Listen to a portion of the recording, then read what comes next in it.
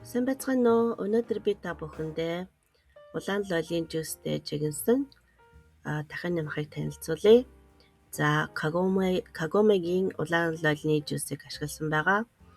За, үүнээс гадна энэ жигэнсэн маханд орох гол амтлагч бол энэ орегано байгаа. За, орегоног заавал хийхийг бодоорой.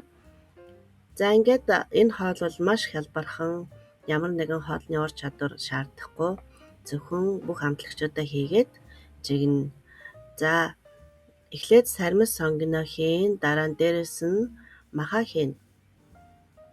За, амтлагчуудын орцыг би тайлбарт бичиж оруулсан байгаа учраас тайлбараас хараад хийгээрэй. За, ингээд усаа хийн, дээрэс нь ижил хэмжээний улаан лолын жуусаа хийн. За, ингээд энэ хоолны гол онцлог бол удаан хугацаагаар 1 цаг жигнэж болгодог байгаа. За, ингээд дээрэс нь перц, давс, орегано, ургамлын тос, масл гэх зэрэг амтлагчуудаа дараалуулад хийсэн байгаа.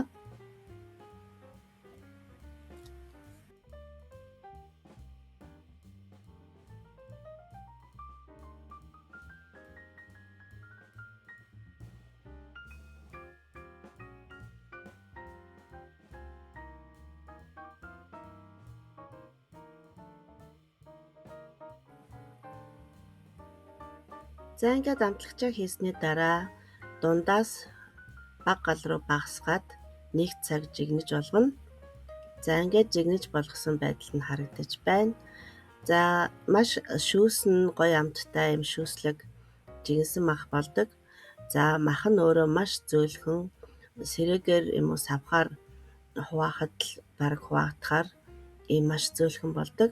За, үүнийг будаатай юм уу эсвэл агшаасан гоминтой спагеттитэй ч юм уу, спагеттины маханд ч юм уу хамт идэхэд маш гоё амттай. За, ингээд энэ жигэнсэн дахианы махыг хийж идэж хүүхдүүдэд болон гэр бүлийнхнийгээ дайлаарай. Анхаарал тавьсанд баярлалаа.